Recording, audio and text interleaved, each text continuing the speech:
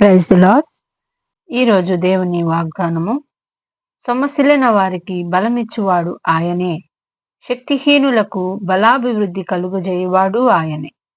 యెషయా గ్రంథము 40వ అధ్యాయము 29వ వచనం.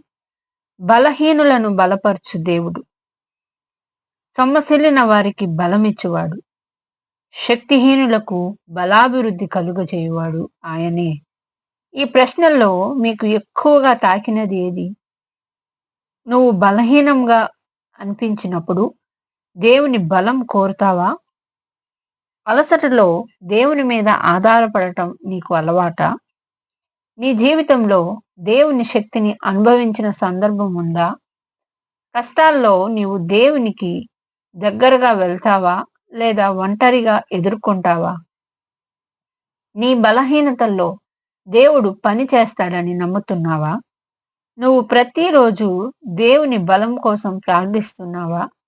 నిరుత్సాహం వచ్చినప్పుడు నీ ఆశ ఎక్కడికి వస్తుంది?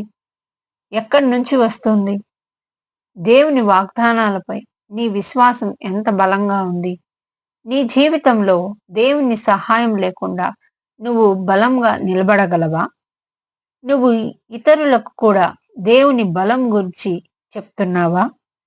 సొమ్మసిల్లిన వారికి బలమిచ్చువాడు ఆయనే, శక్తిహీనులకు బలాభివృద్ధి కలుగజేయువాడు ఆయనే అన్న మాటల్లో నీ యొక్క ఉద్దేశం ఏ రీతిగా ఉంది? పరిశీలిద్దాం, ప్రార్థిద్దాం. ప్రభువా, ఈ లోకంలో జీవించినంత కాలము తండ్రి, మీరు మాకు తోడుగా ఉంటూ మా యొక్క బలహీనతల్లో మీరు శక్తిని అనుగ్రహిస్తూ ఉన్నారు.